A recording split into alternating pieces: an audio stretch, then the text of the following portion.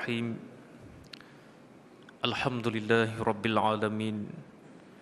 Wal aqibatu lil muttaqin wala udwana illa 'alal zalimin.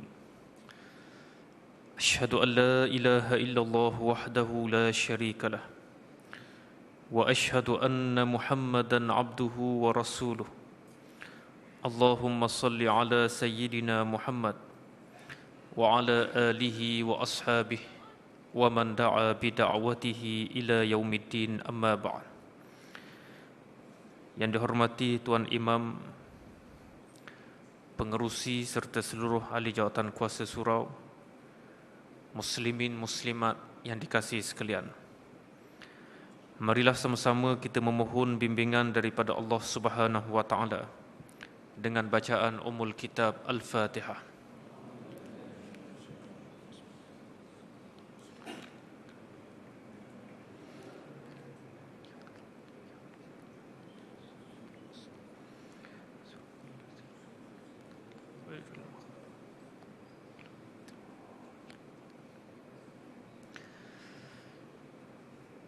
Para hadirin yang dirahmati Allah sekalian, pertemuan terakhir saya bersama dengan tuan-tuan sekalian pada kuliah subuh yang lalu dengan membawa perbincangan tafsir daripada surah At-Tin. Pada malam ini insya-Allah saya berhasrat untuk membuka perbincangan dan sempena kuliah maghrib pada malam ini dengan tajuk Dhammul Ghadab ataupun celaan marah, yang dibawakan kepada kita hadis-hadis Rasulullah sallallahu alaihi wasallam. Tuan-tuan sekalian, buku yang saya pegang ini merupakan susunan Syekh Dr. Yusuf Al-Qaradawi yang telah menyusun sebanyak 36 buah hadis untuk dibicarakan oleh kita semua.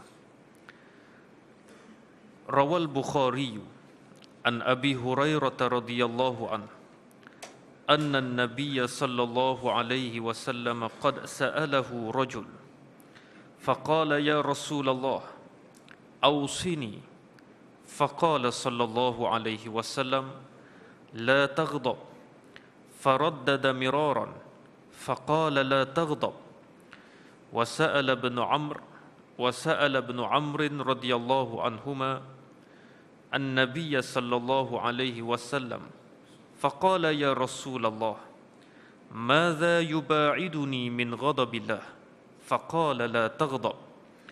وعن أبي الدرداء أن رجلا سأل النبي صلى الله عليه وسلم قائلا دلني على عمل يدخلني الجنة faqala la taghdab.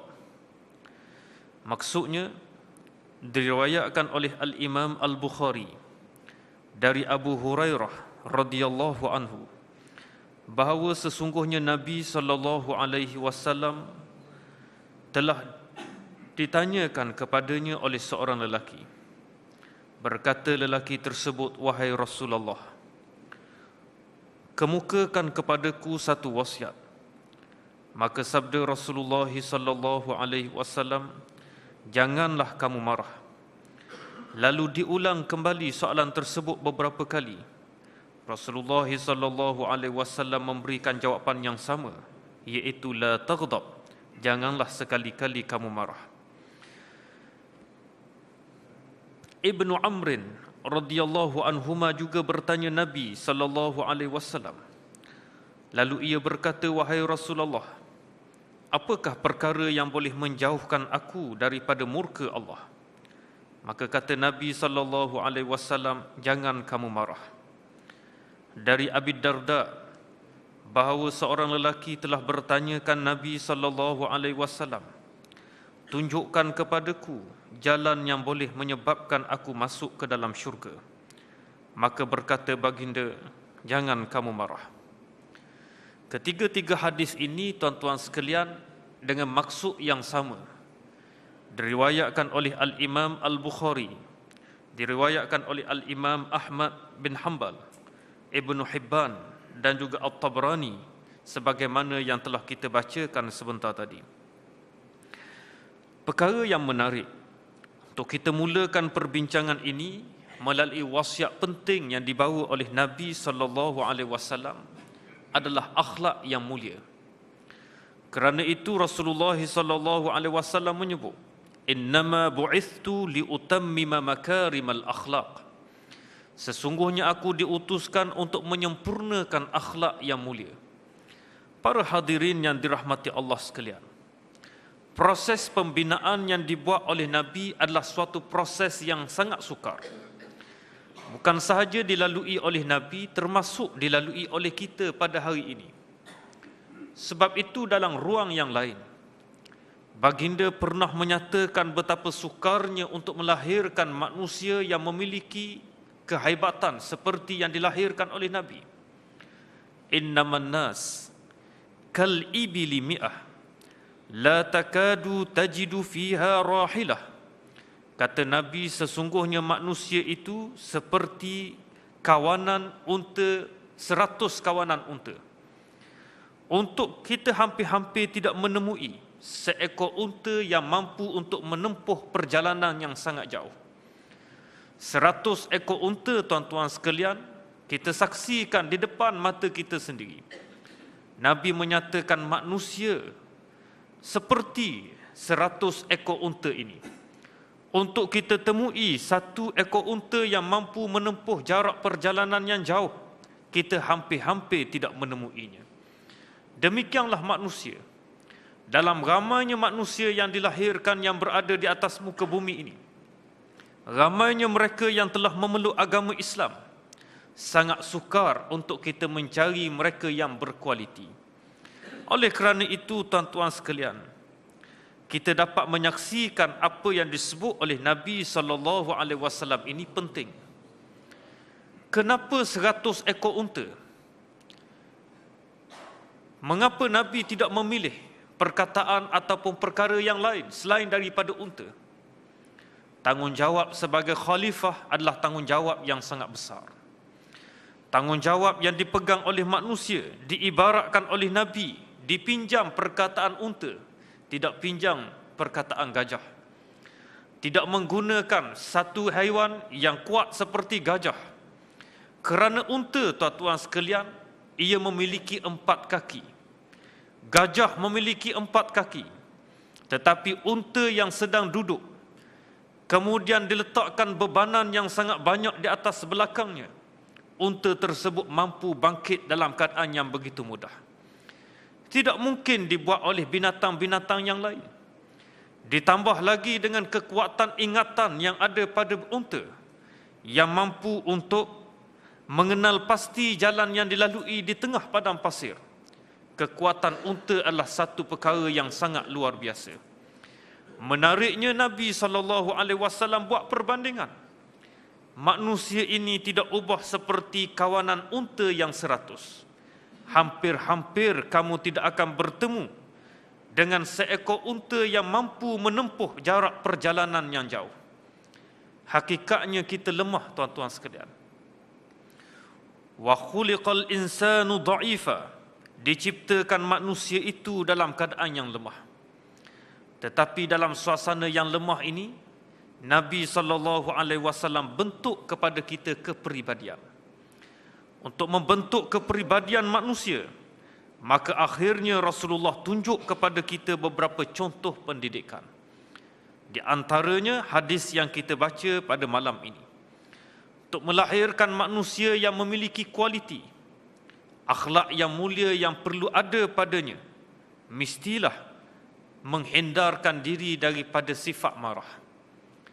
Tuan-tuan sekalian, 3 buah hadis yang dikemukakan kepada kita pada malam ini adalah berkenaan dengan tinggalkan sifat pemarah yang dimiliki oleh kita. Akhlak yang baik adalah merupakan amalan yang paling mulia dalam agama kita. Bukan soal untuk kita solat ribuan rakaat. Bukan soal untuk kita berpuasa setiap berselang hari. Bukan soal untuk kita menunaikan umrah dan haji pada setiap tahun. Tetapi memiliki akhlak yang mulia adalah amalan yang paling mulia ada di dalam agama Islam ini. Tuan-tuan sekalian, diriwayatkan oleh Muhammad bin Nas Al-Marwazi, seorang lelaki telah bertemu dengan Nabi SAW dari depan muka Nabi, berdepan dengan Nabi, lalu terus bertanya, ayyul amali afdal? Amalan apakah yang paling mulia wahai Rasulullah? Lalu Nabi menyatakan husnul khuluq, akhlak yang baik, kata Nabi. Kemudian dia datang di sebelah kanan Nabi, tak berpuas hati, datang balik sebelah kanan Nabi dengan harapan kemungkinannya dapat jawapan yang lain. Bila datang di sebelah kanan bertanya kepada Rasulullah, ayyul amali afdal? Amalan apakah yang paling mulia wahai Rasulullah? Kata Nabi, husnul khuluq, akhlak yang mulia. Tidak berpuas hati dengan jawapan tersebut, datang kembali di sebelah kirinya. Datang sebelah kiri Nabi lalu bertanya dengan soalan yang sama, ayyul amali afdal? Amalan apakah yang paling mulia wahai Rasulullah? Rasulullah jawab dengan jawapan yang sama, husnul khuluq, akhlak yang mulia. Kemudian akhirnya dia datang di belakang Nabi, berada di belakang Nabi, lalu kemukakan soalan yang sama, ayyul amali afdal? Amalan apakah yang paling mulia wahai Rasulullah? Lalu kata Nabi, malaka la tafqah? Apa ni kamu tak faham lagi? Kata Nabi, husnul khuluq, akhlak yang mulia. Tuan-tuan sekalian, ini di antara jawapan yang dikemukakan oleh Nabi. Kenapa kamu tak faham? Aku dah jawab beberapa kali. Husnul khuluq, akhlak yang mulia adalah merupakan amalan yang terbaik. Huwa alla taghdab mastata', ia juga supaya kamu dapat mengawal kemarahan kamu sekadar kemampuan. Itulah amalan yang paling mulia. Artinya tuan-tuan sekalian, dalam keadaan kita berusaha untuk meningkatkan amalan, kita perlu ambil perhatian. Selain daripada solat kita, selain daripada puasa kita, selain daripada umrah haji kita, selain daripada zakat kita juga perlu hiasi diri dengan akhlak yang mulia. Inilah di antara bimbingan yang telah dibawa oleh Nabi SAW. Para hadirin yang dirahmati Allah sekalian, kita juga tertanya-tanya, apa sebenarnya hikmah Allah Subhanahu wa taala ciptakan di dalam diri kita ini perasaan marah? Apa sebenarnya hikmah Allah Subhanahu wa taala kurniakan kepada kita nafsu? Apa sebenarnya hikmah Allah Subhanahu wa taala kurniakan kepada kita syahwat di dalam diri manusia semua sekali? Jawabnya tuan-tuan sekalian, didatangkan perasaan syahwat dan nafsu dengan tujuan untuk memberikan kemakmuran di atas muka bumi. Balik kembali kepada asas penciptaan kita sebagai khalifah di atas muka bumi. Sebagai khalifah, kita berbeza dengan malaikat. Allah Ta'ala sebut kepada malaikat, aku ingin jadikan di atas muka bumi ini khalifah. Tuan-tuan sekalian, ia lain daripada para malaikat. Maka untuk menjayakan hasrat mencipta manusia sebagai khalifah, dibekalkan nafsu. Tuan-tuan sekalian, kenapa tidak dikurniakan akal semata-mata? Bila dikurniakan akal semata-mata, manusia bijak, manusia memiliki kebijaksanaan, berfikirnya hebat. Tetapi tuan-tuan sekalian, mereka tidak ada nafsu. Bila tidak ada nafsu, mereka tidak akan mengguna akal fikiran mereka sebaik yang mungkin. Kerana ada nafsu, tuan-tuan sekalian, lahirnya bangunan. Kerana ada nafsu, maka terbinanya stadium. Kerana adanya nafsu, maka dapatnya rumah yang besar, rumah yang hebat. Kenapa semua perkara ini berlaku? Kerana dorongan nafsu tersebut menyebabkan akal terus berfungsi, berfikir bagaimana untuk mencipta stadium yang hebat, bagaimana untuk mencipta bangunan yang tinggi, bagaimana untuk mencipta jambatan, bagaimana untuk membuat kemajuan. Tuan-tuan sekalian, ini hikmah lahirnya kita ini dengan memiliki nafsu. Kenapa kita memiliki perasaan marah? Kerana khalifah yang berada di atas muka bumi ini, tuan-tuan sekalian, hasil daripada ada nafsu, datangnya syahwat, maka pada waktu tersebut timbulnya udwan, timbulnya permusuhan, timbulnya hasad. Kita hasad kerana ada di kalangan jiran kita memiliki rumah yang lebih besar. Kita hasad kerana ada kawan kita memiliki kereta yang lebih mewah. Contoh, tuan-tuan sekalian. Pada waktu tersebut, timbul kezaliman. Timbul pengkhianatan. Sifat marah ini membela diri. Sifat marah pada waktu tersebut akan memberikan pembelaan. Islam bukan datang untuk menyebabkan kita tertindas. Tetapi Islam datang untuk memberikan kepada kita keadilan. Oleh kerana itu, tuan-tuan sekalian, hikmah adanya perasaan syahwat, hikmah adanya perasaan marah adalah cukup baik diberikan kepada para manusia. Datang Rasulullah SAW untuk disiplinkan manusia, untuk membimbing para manusia daripada memiliki sifat marah. Akhirnya mereka berjaya mengawal kemarahan. Daripada memiliki nafsu syahwat, akhirnya mampu mengawal syahwat. Bagaimana cara Rasulullah SAW bimbing para sahabat? Dengan proses pendidikan seperti yang kita lalui pada hari ini. Seorang sahabat datang kepada Nabi, tanyakan soalan. Ausini, kurniakan kepadaku wasiat, wahai Rasulullah. Tuan-tuan sekalian, banyak perkara yang Nabi SAW hurai tentang Islam. Tiba-tiba Nabi memilih, la taghdab, jangan kamu marah. Artinya, tuan-tuan sekalian, ini proses pendidikan. Untuk mendidik para sahabat, supaya mereka tidak menjadikan pada waktu tersebut marah sebagai asas kehidupannya. Marah sebagai perkara yang boleh menjaga maruahnya. La taghdab, jangan kamu marah. Akhirnya, tuan-tuan sekalian, pernah berlaku di zaman Nabi SAW. Apabila Nabi berkata kepada para sahabatnya, ma ta'udduna sura'ah minkum, apakah bentuk dan cara pengiraan kamu terhadap orang yang hebat? Lalu pada waktu tersebut, para sahabat menjawab, as-sura'ah alladhi yasra'un nas kathira. Orang yang hebat ni, orang yang mampu bergelut dengan orang begitu banyak. Orang yang hebat, yang ada kekuatan ini, mampu mengalahkan musuhnya, mampu menumbangkan lawannya. Pada waktu tersebut, Rasulullah SAW terus memberikan jawapan. Laisa syadidu bisur'ah, walakinna syadidu alladhi yamliku nafsahu 'indal ghadab. Bukan dikatakan orang yang hebat itu dengan sebab hebatnya ia bergelut. Bukan dikatakan seseorang itu hebat dengan sebab hebatnya dia bergusti. Bukan dikatakan seseorang itu hebat, hebatnya ia bergaduh sehingga menumbangkan musuh. Sesungguhnya yang hebat itu adalah orang yang mampu mengawal dirinya ketika marah. Tuan-tuan sekalian, masyarakat Arab terkenal di antara masyarakat yang membanggakan sifat kepahlawanan. Masing-masing berbangga dengan siapakah yang paling cekap memanah, yang paling tangkas untuk menumbangkan musuh. Masyarakat Arab cukup berbangga dengan mereka ini. Datang Rasulullah SAW menukar cara berfikir.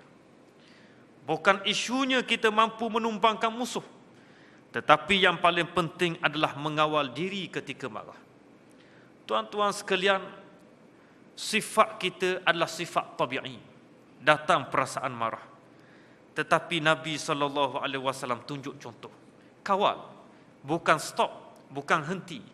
Yamlik maknanya menguasai. Nabi tidak minta kepada kita buang perasaan marah. Nabi tidak minta daripada kita singkirkan perasaan marah, tidak.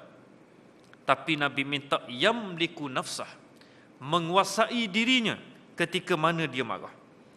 Tuan-tuan sekalian, apakah perkara yang perlu dikuasai? Yang pertama, menguasai lisannya. Yang kedua, menguasai tangannya ketika dia marah. Inilah dua perkara yang telah menyebabkan berlaku permusuhan antara manusia. Mengawal diri daripada lisan kita ni tergelincir. Ketika marah, tuan-tuan sekalian, mulut kita lebih tajam daripada pedang. Lidah kita lebih tajam. Apa yang dikeluarkan daripada mulut cukup mengguris perasaan. Demikianlah juga tuan-tuan sekalian tangan. Bila kita ada kemampuan, kita terus menumbuk. Bila kita ada kemampuan, kita terus menampar. Semua perkara ini akan memburukkan keadaan. Rasulullah sallallahu alaihi wasallam minta supaya kita kawal semua perkara ini. Didikan ini diperolehi oleh Salman Al-Farisi. Salman Al-Farisi, tuan-tuan sekalian, pernah hidup di zaman jahiliah. Merupakan orang Parsi, orang Iran. Memeluk agama Islam.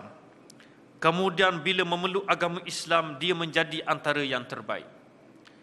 Seseorang bertanya kepada Salman Al-Farisi. Beliau menyatakan, inni la amliku nafsi idza ghadibt. Aku tak boleh nak kawal diriku ketika mana aku marah. Kalau aku marah, tak boleh nak kawal. Tuan-tuan sekalian, ada manusia seperti ini. Dia tidak mampu mengawal kemarahan. Dia tak bercakap banyak. Kalau apa perkara yang berlaku, dia tidak senang dan dia benci, pada waktu tersebut tangan dia yang bergerak. Ada ketikanya, tuan-tuan sekalian, dia tidak tahan dia tidak mampu menahan kemarahan. Dan dia mampu untuk melawan balik dengan menggunakan kata-kata. Ada orang seperti ini. Seorang bertanya kepada Salman Al-Farisi, aku tak mampu kawal kemarahan aku. Apa yang perlu aku lakukan? Lalu pada waktu tersebut berkatalah Salman Al-Farisi, famlik lisanak wa yadak. Kawal lidah kamu. Kawal tangan kamu. Maknanya tuan-tuan sekalian, jangan pastikan tangan kamu ini kamu lakukan sesuatu. Artinya larikan diri kamu. Jangan kamu perlu berusaha, lidah kamu tidak keluarkan sesuatu. Larikan diri daripada situasi tersebut. Para hadirin yang dirahmati Allah sekalian, ini di antara sambungan yang dibuat oleh para sahabat seperti Salman Al-Farisi. Menahan marah merupakan sifat orang yang bertakwa. Disebut di dalam Al-Quranul Karim, surah Ali Imran ayat 134. Alladzina yunfiquna fis sarra'i wad dharra wal kadhimina al ghaidh wal 'afina 'anil nas wallahu yuhibbul muhsinin. Sifat orang yang bertakwa itu adalah mereka yang memberikan infak ketika mana mereka senang dan ketika mana mereka susah. Mereka menahan daripada kemarahan dan mereka memaafkan manusia. Allah sangat mengasihi orang yang melakukan kebaikan. Ini di antara sifat-sifat orang yang bertakwa, tuan-tuan sekalian. Sifat yang pertama antara disebut di dalam ayat ini, orang-orang yang memberikan infak ketika mana dia senang ataupun ketika mana dia susah. Yang kedua, mereka yang menahan diri ketika marah. Yang ketiga, mereka yang memaafkan manusia. Dan yang keempat, Allah Subhanahu Wa Taala suka kepada orang yang melakukan kebaikan. Pernah berlaku, tuan-tuan sekalian, satu kisah yang menarik. Kepada seorang hamba kepada Ali bin Husain. Zaman dahulu, tuan-tuan sekalian, ada hamba ini suatu perkara biasa. Disyariatkan. Kita tidak boleh memandang ada hamba ini. Kenapa ada hamba suatu ketika dahulu? Seperti berlaku kezaliman. Hamba adalah suatu perkara yang disyariatkan. Ia tidak dilupuskan sehingga hari ini. Tetapi hamba, sistem perhambaan sudah dihilangkan. Hukumnya kekal. Sebab itu, tuan-tuan sekalian, orang yang bersetubuh pada siang Ramadan, antara kafarahnya membebaskan hamba. Hukumnya kekal. Tetapi hamba tidak ada lagi pada hari ini. Kenapa kita sebut perhambaan ini? Setengah orang, tuan-tuan sekalian, menganggap Islam ni zalim. Islam ada sistem perhambaan. Jawabnya tidak. Islam meneruskan pada waktu tersebut sistem perhambaan yang ditinggalkan oleh jahiliah. Oleh kerana hamba ini dikira harta, maka dikekalkan. Bagaimana nak mengurus? Tuan-tuan sekalian, Islam datangkan kaedah mengurusnya. Maka pada waktu tersebut, Hukum yang dibawa oleh Islam memberikan pembelaan kepada hamba abdi. Dibebaskan hamba abdi, dimerdekakan hamba abdi. Maknanya Islam tolong untuk memerdekakan hamba-hamba yang berada suatu ketika dahulu. Sehinggalah dibuktikan pada zaman Umar bin Abdul Aziz, sistem perhambaan dibebaskan sebaik yang mungkin. Apabila Umar bin Abdul Aziz memerintahkan satu khalif gubernur untuk memerdekakan hamba abdi menggunakan duit zakat daripada kalangan ar-riqab, asnaf ar-riqab. Gunakan duit zakat tersebut, merdekakan hamba abdi. Perintah daripada Umar bin Abdul Aziz. Bukan Abraham Lincoln, tuan-tuan sekalian, yang membebaskan sistem perhambaan. Umar bin Abdul Aziz mendahului, menggunakan sistem zakat, menggunakan sistem Islam. Tetapi kita tak nampak. Kita nampak barat yang mendahului. Kita tidak nampak agama. Kenapa Islam tak datang dan lupuskan terus? Tak boleh. Hamba adalah milik orang. Hamba adalah harta orang. Kita tidak boleh untuk menafikan harta orang lain. Sebagaimana Islam tidak membenarkan kita ambil harta orang lain sewenang-wenangnya. Termasuk cukai. Tak boleh, tuan-tuan sekalian, sewenang-wenangnya. Kita rasa nak ambil, kita ambil. Memang percukaian ada dalam Islam. Tetapi seperti percukaian yang ada pada hari ini, kita tak boleh, tuan-tuan sekalian, tak boleh ambil. Pihak pemerintah tidak boleh ambil sewenang-wenangnya. Tuan-tuan sekalian, orang kata hadis malam ni, la taghdab, jangan marah ustaz. Ada tempat, yamliku nafsahu 'indal ghadab, mengawal dirinya ketika marah. Kita akan sambung insya-Allah. Ali bin Husain, tuan-tuan sekalian, ada seorang jariah hamba. Jariah ni perempuan. Bila dia perempuan dengan Ali bin Husain, ini miliknya, dia jadi seperti isteri. Banyak perkara, tuan-tuan sekalian, dia boleh bantu. Dengan perempuan lain tak boleh. Ini nak tolong ambil wuduk pun boleh. Untuk ambil bekas wuduk dalam keadaan dia berada pada waktu tersebut, sebagai seorang perempuan, nak tolong kepada seorang lelaki, Ali bin Husain, boleh, sebab dia merupakan tuan kepada hamba. Jariah tersebut mencurahkan air. Kita tidak ada seperti hari ini tempat wuduk, tuan-tuan sekalian, kita sendiri yang buka. Ali bin Husain, termasuk Rasulullah dulu, ada yang menyediakan air wuduk. Anas bin Malik antara yang menyediakan air wuduk. Abdullah bin Mas'ud antara yang menyediakan air wuduk kepada Nabi. Dibawa dalam timba, kemudian diberikan kepada Rasulullah. Rasulullah menadah, kemudian ambil wuduk. Ali bin Husain terima air wuduk daripada jariah. Tetapi tuan-tuan sekalian, bekas tersebut terjatuh, terlucut. Apabila terlucut, jatuh, terpercik air ke muka Ali bin Husain. Ali bin Husain yang sedang pada waktu tersebut duduk, terus bangkit dalam keadaan yang cukup marah kepada jariah. Tapi jariah ni cerdik, tuan-tuan sekalian. Orang yang ada ilmu. Bila tengok Ali bin Husain nak marah, jariah tersebut terus baca ayat Quran. Dia kata pada waktu tersebut, innallaha azza wa jal yaqul wal kaziminal ghaiz, ayat yang kita baca tadi. Dia kata Allah telah berfirman, dan juga orang-orang yang berjaya mengawal kemarahan. Dengar ayat ni, tuan-tuan sekalian, sejuk hati. Ali bin Husain pada waktu tersebut lupakan apa yang berlaku. Lalu tak terhenti setakat itu. Kata Ali bin Husain, qad kazamtu ghaizi, aku dah berjaya tahan kemarahan aku. Kata Ali bin Husain. Lalu jariah ni hamba, tuan-tuan sekalian. Jariah bukan nama orang, jariah ni hamba dalam bahasa Arab.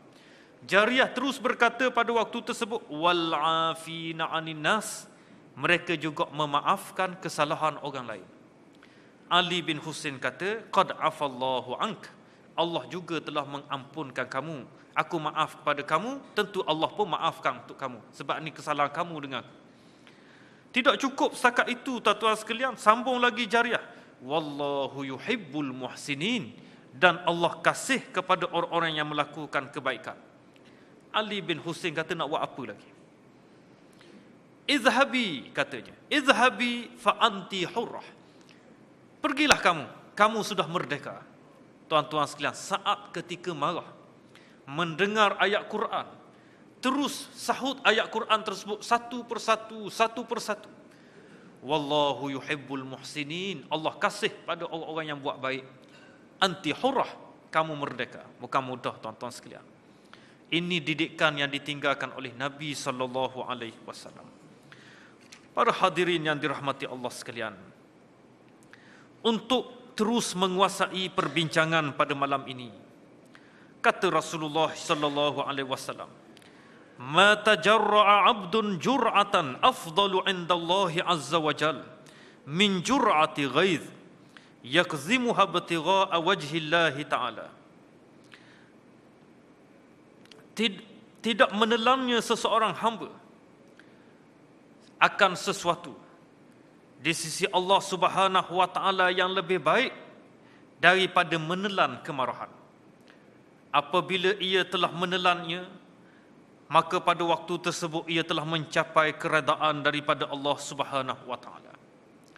Dr. Yusuf Al-Qaradawi menyebut, menahan diri daripada marah seperti pil yang pahit.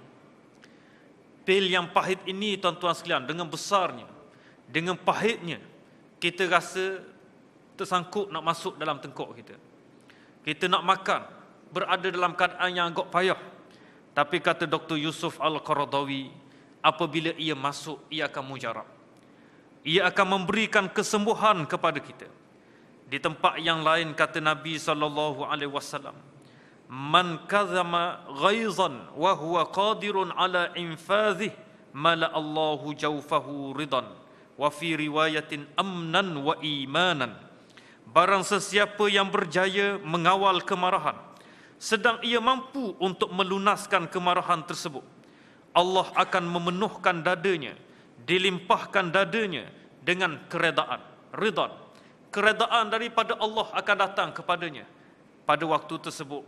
Diriwayatkan dalam hadis yang lain, dikurniakan keamanan dan dikurniakan juga keimanan yang banyak kepadanya. Tuan-tuan sekalian, ini penting. Sebab ini proses pendidikan kita. Sebab tu tuan-tuan sekalian, bezakan hari dulu dengan hari sekarang. Hari dulu tuan-tuan sekalian, masa kita muda, pantang berlaku sesuatu kita naik angin. Contoh, bawa kereta.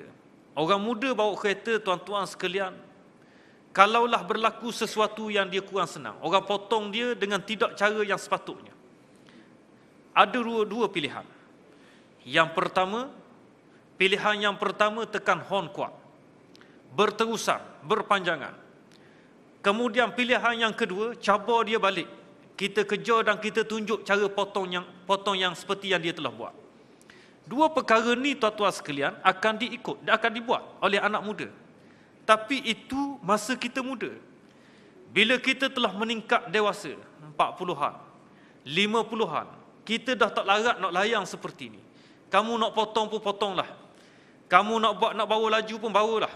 Kita akan redha pada waktu tersebut kerana ia proses. Alangkah hebatnya kalau proses ini kita mulakan secara berterusan. Bukan sahaja berkenaan dengan kereta di luar, termasuk kepada isteri. Kita sukar untuk marah. Dalam keadaan yang ada perselisihan seketika, kita tidak marah. Kita kawal kemarahan. Tuan-tuan sekalian, lauk nasi yang dimasak oleh isteri tidak sedap, tawar, terlalu masin, nasi jadi lembek. Tuan-tuan sekalian, kita kawal kemarahan. Apa kata kita pula yang memasak esok? Untuk kita cuba. Kita nampak pakaian banyak tidak berlipat. Tuan-tuan sekalian, apa kata kalau daripada kita marah, kita mengubah, apa kata kita lipat baju bersama? Untuk lihat berat ataupun ringan kerja melipat baju. Ini contoh tuan-tuan sekalian. Daripada keadaan asal kita nak marah, kita mencuba. Termasuk dengan keluarga, termasuk dengan jiran tetangga. Tuan-tuan sekalian, ini baru bab marah. Bagaimana untuk mengawal kedudukan jiran? Kita perlu untuk jaga hati jiran. Bagaimana untuk kita pastikan jiran ini tidak terguris? Tuan-tuan sekalian, sebab itu kalaulah satu perkampungan hadir ke surau masjid, banyak isu kita boleh selesaikan. Kalau tidak, orang masjid sahaja nak jaga hati jiran. Orang yang tidak mari mendengar majlis ilmu, dia tak ambil tahu, tuan-tuan sekalian. Lagi malang, kalaulah orang yang mari masjid, dia juga tidak ambil pelajaran, dialah nombor satunya yang mengguris perasaan jiran. Lagi dahsyat. Tuan-tuan sekalian, kita perbaiki. Ini proses kita perbaiki. Datang ke surau, bukan untuk kita rasa syok, tapi datang ke surau untuk membuat perubahan diri kita. Antara perubahan diri kita adalah akhlak yang mulia, insya-Allah. Kemudian tuan-tuan sekalian,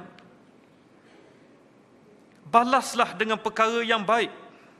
Disebut di dalam Al-Quranul Karim, wala tastawil hasanatu wala sayyi'ah idfa' billati hiya ahsan fa idzal ladzi bainaka wa bainahu adawatun ka'annahu waliyyun hamim wa ma yulaqqaha illa alladhina sabaru wa ma yulaqqaha illa dzu hazzin 'azim wa imma yanzaghannaka minasy-syaitani nazghun fasta'iz billah innahu huwas samiul alim. Dan tidaklah sama kebaikan itu dibandingkan dengan kejahatan. Yang jahat dengan baik tak sama, tuan-tuan sekalian. Balaslah kejahatan itu dengan perkara yang lebih baik. Tatkala di antara kamu dan di antaranya itu ada permusuhan, seolah-olah ia suatu teman yang sangat setia. Dan tidaklah dicampakkannya melainkan ke atas orang-orang yang sabar, dan tidaklah dicampakkannya melainkan ke atas orang-orang yang memiliki kemahuan yang besar. Dan ingatlah, gangguan daripada syaitan itu merupakan satu gangguan yang perlu untuk kita memohon kejauhan daripada Allah Subhanahu wa taala. Sesungguhnya Allah Maha mendengar lagi Maha mengetahui. Tuan-tuan sekalian, tatkala kita marah, sebab itu kita kata sebentar tadi, kita cuba beri yang terbaik. Marah kepada isteri, kita lontarkan perkara yang lebih baik, alternatif. Kita marah kepada anak, tuan-tuan sekalian, kita beri pada yang baik. Dalam erti kata, marah kepada anak dalam keadaan kita didorong oleh hawa nafsu. Marah untuk mendidik itu beza, tuan-tuan sekalian. Kita marah anak tidak sembahyang, kita marah anak lengah-lengahkan sembahyang, itu suatu kewajipan. Kita marahkan anak yang lalai dengan games, yang lalai dengan permainan, kita marah supaya dia ingat kepada Allah, itu kewajipan kita sebagai bapa. Tetapi kita marah kepada anak kerana dorongan nafsu, kita marah dalam keadaan seperti tidak ingat bahawa dia adalah anak kita sendiri, dia adalah satu manusia, itu adalah hawa nafsu. Maka pada waktu tersebut, layanilah dengan baik anak-anak kita semua. Setelah daripada marah, dia lalai menunaikan ibadah, tuan-tuan sekalian, kita pujuk rayu, kita didik, kita manjai, kita memberikan nasihat, sehingga akhirnya ia terima sebagai bentuk kasih sayang, bukan bentuk kebencian seperti yang telah dilakukan. Kalaulah datang marah, apa yang perlu dibuat? Maka pada waktu tersebut Allah menyatakan fasta'iz billah, minta jauh daripada Allah. Maka kita kata a'udzubillahi minasyaitonir rajim, seperti yang diajar oleh Nabi sallallahu alaihi wasallam. Inni la'arifu la kalimah law qalaha la dhahaba anhu ma yajid law qala a'udzubillahi minasyaitonir rajim. Sesungguhnya aku tahu satu kalimah, kalaulah ia sebut, nescaya pergilah apa yang mengelilingi dirinya. Katakanlah, aku memohon perlindungan dengan Allah daripada syaitan yang direjam. Tuan-tuan sekalian, syaitan dicipta daripada api. Marah ini panas, tuan-tuan sekalian. Maka sifatnya ia mesti disejukkan, menjauhkan diri daripada syaitan. Maka beberapa perkara dicadangkan untuk kita laksanakan bagi meredakan kemarahan, bagi merawat api kemarahan yang dimiliki oleh kita. Yang pertama, kata Dr. Yusuf Al-Qaradawi, al-luju' ilal wudu', bersegeralah untuk berwudu' berasaskan kepada bimbingan daripada Nabi sallallahu alaihi wasallam. Al-ghadabu minasyaitan wasyaitan khuliqa min nar wa innama tudfa'un naru bil ma' fa idza ghadiba ahadukum falyatawadda. Marah itu datang dari syaitan. syaitan pula dicipta dari api, dan sesungguhnya dipadamkan api itu dengan air. Apabila marah seseorang daripada kalangan kamu, bersegeralah untuk berwuduk. Tuan-tuan sekalian, sebab itu golongan salafus soleh, mereka telah mendidik diri mereka supaya kekal berada dalam keadaan yang berwuduk. Bagus tuan-tuan sekalian kalau ini dijadikan amalan kita. Kemudian kalaupun kita masih berwuduk, datang perasaan marah, bersegeralah mencari air wuduk untuk kita hilangkan kemarahan tersebut, seperti yang telah diajarkan oleh Nabi sallallahu alaihi wasallam. Abu Muslim Al-Khawlani, tuan-tuan sekalian, menceritakan daripada Muawiyah bin Abi Sufyan. Muawiyah pada waktu tersebut telah menyampaikan satu khutbah, memberikan ucapan, dan dia telah menahan pemberian bantuan bulanan sekitar 2 bulan ataupun 3 bulan. Macam JKM lah tuan-tuan sekalian. Bagi pada waktu tersebut bulanan, tapi 2 bulan stop. JKM setakat ni tak buat lah, tak boleh buat. Muawiyah bin Abi Sufyan stop 2 bulan. Setengah menyatakan 3 bulan. Itu lebih kuranglah ceritanya. Pada waktu tersebut, Abu Muslim Al-Khawlani menghadap Muawiyah bin Abi Sufyan. Abu Muslim kata, "Ya Muawiyah, inna hadzal mala laysa bimalik wala mala abik wala mala ummik." Tuan-tuan sekalian, kadang-kadang kata-kata kita itu bukan menggambarkan kemarahan, tetapi itu di antara suruhan untuk buat perkara baik. Abu Muslim Al-Khawlani menghadap Muawiyah, dia menyatakan, "Wahai Muawiyah, inna hadzal mal, harta ini wahai Muawiyah, bukan harta kamu. Wala mala abik, bukan harta ayah kamu, dan bukan harta ibu kamu," kata Abu Muslim Al-Khawlani. Tuan-tuan sekalian, fa asyara Muawiyah ila nas animkusu. Lalu Muawiyah, dia tengok ramai manusia, dia kata pergi. Oh, bukan, dia kata kamu jangan lari, duduk sini. Semua sekali bertahan. Lalu dia terus turun daripada tempat berucap, kemudian pergi ke tempat mengambil wuduk. Kemudian datang kembali. Lalu kata Muawiyah bin Abi Sufyan, "Ayyuhan nas, inna Aba Muslim zakara anna al-mala laysa bimali wala mala abi wala mala ummi.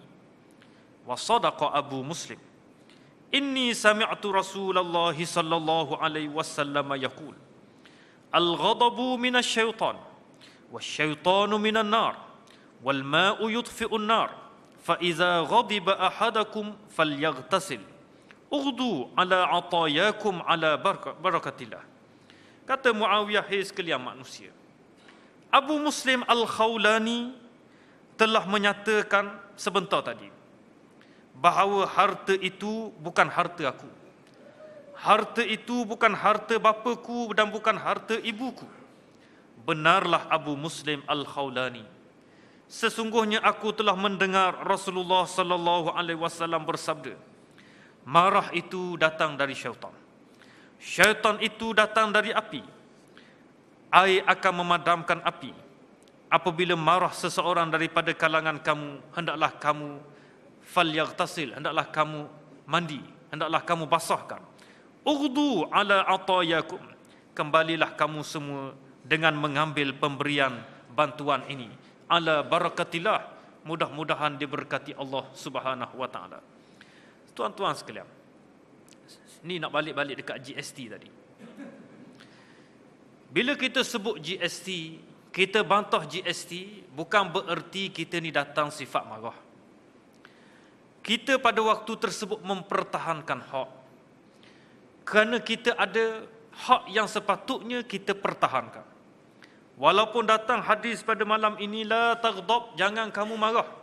Tuan-tuan sekalian, datang pada waktu tersebut penindasan hak apabila berlaku urus niaga yang menyebabkan kita dibebankan. Saya yakin tuan-tuan sekalian, semua orang terbeban. Orang kampung terbeban, sampai semua pengguna terbeban. Dulu membeli susu RM20, sekarang 20 lebih. Contoh, tuan-tuan sekalian. Oleh kerana itu, hasil daripada bebanan ini, maka timbul bantahan. Bila timbul bantahan, sama apa yang dibawa oleh Abu Muslim Al-Khawlani.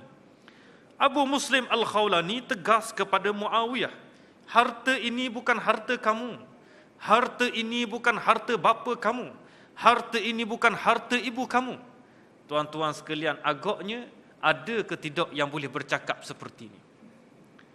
Dan ada ke tidak pemimpin yang boleh terima ucapan seperti ini? Hebatnya Muawiyah bin Abi Sufyan, dia minta semua tunggu, jangan lari. Tapi dia beredar seketika, mencari satu ruang, mendapatkan air untuk dibasahkan. Barangkali dia berwuduk, barangkali dia mandi, barangkali dia basahkan tubuhnya. Datang kembali dengan tujuan untuk membenarkan ucapan yang dibawa oleh Abu Muslim Al-Khawlani. Kalaulah hari ini, tuan-tuan sekalian, pemimpin ambil sikap seperti ini, jawabnya, tuan-tuan sekalian, pada waktu tersebut, masyarakat dan rakyat tidak tertindas seperti mana yang telah berlaku di zaman Muawiyah bin Abi Sufyan. Apalagi nasihat yang dibawa oleh agama kita, berdepan dengan marah. Taghyirul insan min wad'ihi 'indal ghadab. Seseorang itu mesti mengubah tempat duduknya ketika dia marah. Seperti mana yang disebut oleh Nabi SAW, "Idza ghadiba ahadukum wa huwa qa'imun falyajlis fa in zahaba anhu al-ghadab wa illa falyattaja." Apabila seseorang kamu marah sedang ia berdiri, hendaklah dia duduk. Apabila belum reda lagi kemarahan tersebut, maka hendaklah ia berbaring. Maknanya, ubahlah sentiasa kedudukan. Betul, tuan-tuan sekalian. Saat kita marah ketika kita berdiri, tak sama dengan kita duduk. Bila kita berdiri, tiba-tiba kita pun duduk ketika kita marah. Sedikit sebanyak ia akan meredakan.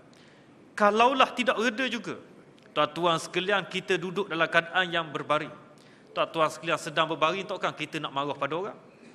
Sedang berbaring, kita nak beleter kepada orang, tak pernah sabar. Kalau berdiri mungkin.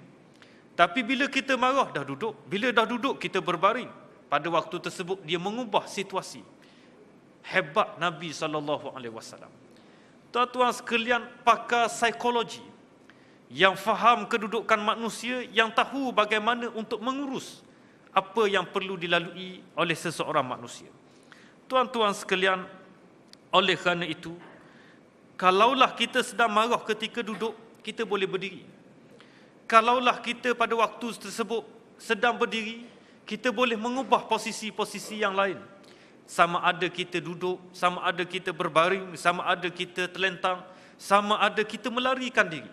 Semua perkara ini boleh dilakukan oleh kita untuk mengelakkan diri kita daripada berada dalam keadaan kemarahan.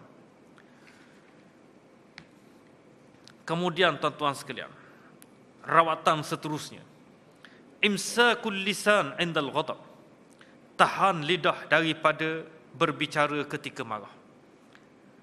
Tuan-tuan sekalian, permusuhan yang paling jelas adalah ketika mana kita dikuasai oleh sifat marah. Marah datang daripada syaitan. Syaitan mengatur kepada kita ayat-ayat yang lancar untuk kita berikan kepada musuh. Oleh kerana itu, tuan-tuan sekalian, tahanlah diri, tahanlah lisan daripada marah. Ini semua, tuan-tuan sekalian, isu peribadi. Bila ia melibatkan isu peribadi, ini yang perlu kita buat. Nabi adalah seorang yang sangat pemarah bila melibatkan isu kepentingan agama. Nabi adalah seorang yang sangat pemarah apabila ia melibatkan isu penghinaan kepada agama. Oleh kerana itu, tuan-tuan sekalian, kita kena pisahkan dua perkara ini. Perbahasan kita pada malam ini adalah isu peribadi. Kita marah kerana peribadi, kerana orang lain marah kepada kita, kerana orang lain hentam peribadi kita. Maka pada waktu tersebut, itu yang perlu kita lakukan. Tetapi bila balik pada agama, bila orang mempermainkan agama, tuan-tuan sekalian, kita perlu bertindak. Ini yang pernah diajar oleh Nabi SAW. Ada beberapa contoh, tuan-tuan sekalian, yang ditunjuk oleh Rasulullah SAW. Contohnya ketika mana Anas bin Malik Al-Ansari berkhidmat kepada Nabi. Beliau merupakan khadam sekitar 10 tahun kepada Rasulullah. Tuan-tuan sekalian, Anas bin Malik, anak muda yang dihantar oleh ibunya. Ibunya bawa Anas bin Malik untuk dijadikan khadam. Khadam ini bukan hamba, tuan-tuan sekalian. Dia anak merdeka. Ibunya Rumaisah membawa Anas bin Malik hantar pada Nabi. Yang pertama, diminta supaya diberikan doa yang baik kepada Anas. Saya tak pasti saya pernah cerita ataupun tidak kisah Anas bin Malik. Tetapi sekadar ulangan. Antara doa yang dibacakan oleh Nabi, satu, Anas bin Malik dapat umur yang panjang. Yang kedua, Nabi doakan untuk Anas bin Malik supaya mendapat zuriat yang ramai. Yang ketiga, Anas bin Malik, tuan-tuan sekalian, didoakan oleh Nabi supaya dapat harta yang banyak. Hidupnya senang. Dan yang keempat, diminta oleh Nabi SAW, Anas menjadi ahli syurga. Dan pernah Anas bin Malik menceritakan 3 perkara aku dah kecap. Aku dah nikmati, aku dah rasa. Umur dia panjang, sempat dengan peristiwa Hajjaj bin Yusuf Al-Thaqafi. Hajjaj tabi'in. Pemerintah yang disebut sebagai antara pemerintah yang zalim, tanpa kita menafikan jasa yang dibuat oleh Hajjaj. Tuan-tuan sekalian, beliau sempat dengan peristiwa Hajjaj. Beliau merupakan sahabat yang dirujuk ketika peristiwa Hajjaj bin Yusuf Al-Thaqafi. Anaknya ramai, tuan-tuan sekalian. Anas juga berbangga dengan anak yang ramai. Barangkali yang duduk dalam surau ini tak ada seorang yang boleh lawan Anas bin Malik. Sama ada dia beristeri 2, beristeri 3, beristeri 4 pun, tuan-tuan sekalian. Anas bin Malik kata, aku memiliki anak seramai 84 orang lelaki. Tuan-tuan sekalian, kalaulah 84 orang, tuan-tuan sekalian, lelaki anak pada Anas, maknanya orang Shah Alam memang tak boleh nak lawan lah. Ramai. Tapi apa hasilnya? Dia sebut ini berkat doa Nabi. Dengan umur yang panjang, dengan anak yang ramai, dengan harta benda yang banyak, kebunnya berbuah 2 kali setahun. Tapi aku masih lagi menunggu dan tidak sabar untuk menyambut doa Nabi yang terakhir, supaya aku dijadikan ahli syurga. Tuan-tuan sekalian, Anas bin Malik orangnya. Lewat ke saya berhenti? Sikit lah, last. Tuan-tuan sekalian, kata Anas, khadimtun Nabiyya sallallahu alaihi wasallam 10 sinin. Aku berkhidmat dengan Nabi 10 tahun. Fama qala li uffin qat. Tidak pernah Nabi mencemuh aku dengan kata uff. Tidak pernah sekali-kali walau satu perkataan uff disebut oleh Nabi sebagai majikan aku, tak pernah. Kata Anas, wa ma qala li syai'in fa'altuhu lima fa'altah. Dan dia tidak pernah tanya pada aku, tak pernah mengherdik aku. Kenapa tak buat seperti ini? Kenapa kamu tidak buat seperti ini? Kenapa kamu tak buat macam ni? Tidak pernah Nabi mempersoalkan aku. Kata Anas bin Malik. Walakin kana yaqul ma qudiya kan. Tetapi kata Rasulullah sallallahu alaihi wasallam, apa yang berlaku itu telah ditentukan. Tuan-tuan sekalian, hak ni isu yang dibuat oleh Nabi sallallahu alaihi wasallam ni berbeza. Jadi kalau tuan-tuan majikan ada tempat yang kena marah. Saya sebut ni tuan-tuan sekalian, yang Rasulullah ni isu yang menguruskan khadam pada Nabi ni, isu hak pribadi Nabi. Ambil wuduk Nabi, sediakan. Dulu tidak ada tandas, tuan-tuan sekalian, tidak ada tandas. Nak ada tandas pada waktu tersebut perlu dibuat tabir, disediakan untuk Nabi dalam musafir. Kemudian ada perkara lain yang disediakan, tidak pernah dibuat diherdik oleh Nabi. Jadi tuan-tuan sekalian, demikianlah kita. Kalau boleh janganlah herdik. Walaupun kita majikan jangan herdik. Tapi marah perlu kita buat. Kena marah. Tak kerja tak jalan tuan-tuan sekalian. Gaji terima tapi kerja tak jalan. Kena marah. Kita tuan-tuan sekalian kaki tangan. Kita tak boleh untuk sentiasa dimarahi. Perlu buat perubahan. Dan kita proaktif untuk melakukan perubahan. Itu yang perlu kita buat.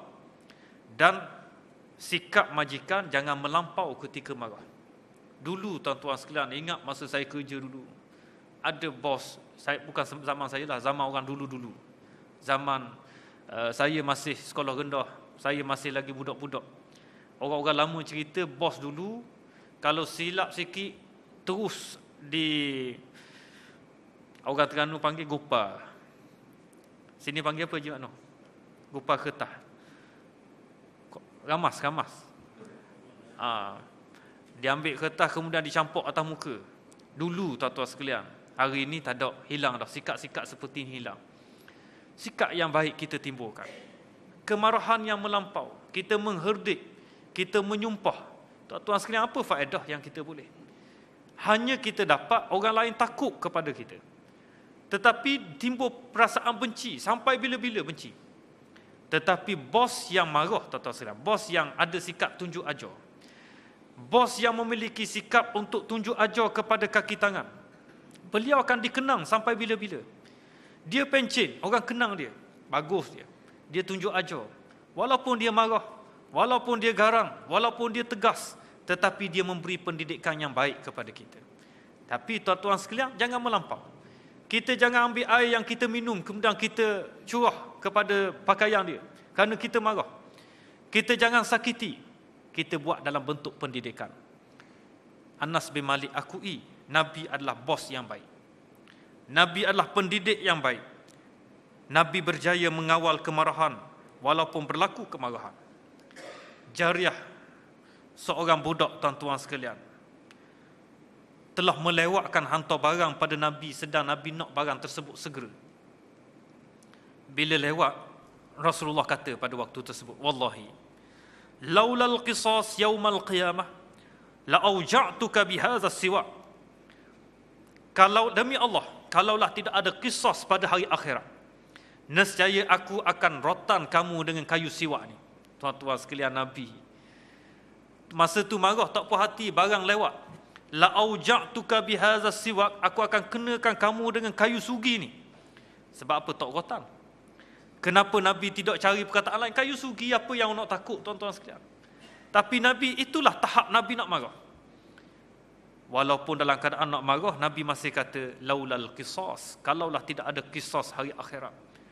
Hari ini tuan-tuan sekalian, kita agak-agaklah apa yang kita akan berdepan dengan qisas hari akhirat. Sedangkan hari akhirat nanti, kambing bertanduk akan dicari oleh kambing yang tidak bertanduk di dunia. Tuntut balik, kamu dulu ada tanduk, kamu tanduk aku, kamu khianati aku, kamu sakiti aku. Kambing tuan-tuan sekalian berdepan dengan qisas. Manusia yang berakal buat jahat pada manusia lain, khianat pada manusia lain. Qisas apa yang akan kita lalui pada hari akhirat? Nabi takut tuan-tuan sekalian, laulal qisas yaumal qiyamah. Kalaulah tidak ada qisas hari akhirat, aku sakiti kamu ni dengan kayu siwak. Sakiti kayu siwak tuan-tuan sekalian tak sakit, buat 10 kali pun tak ada masalah. Tapi itu gambaran yang Nabi buat, lemah lembutnya Nabi SAW. Para hadirin yang dirahmati Allah sekalian, mudah-mudahan dengan bacaan hadis-hadis tentang celaan kita marah, bentuk diri kita ini untuk menjadi manusia yang lebih berkualiti, seperti yang telah dinyatakan oleh Nabi. Payah nak mencari manusia seperti kita nak dapatkan seekor unta yang mampu menempuh jarak perjalanan yang jauh daripada ratusan unta yang ada. Mudah-mudahan kita terpilih menjadi yang terbaik insya-Allah tuan-tuan sekalian. Wa huwal muwaffiqu bis-shawab wa huwal hadi ila sabilir rasyad. Assalamualaikum warahmatullahi wabarakatuh. Tuan-tuan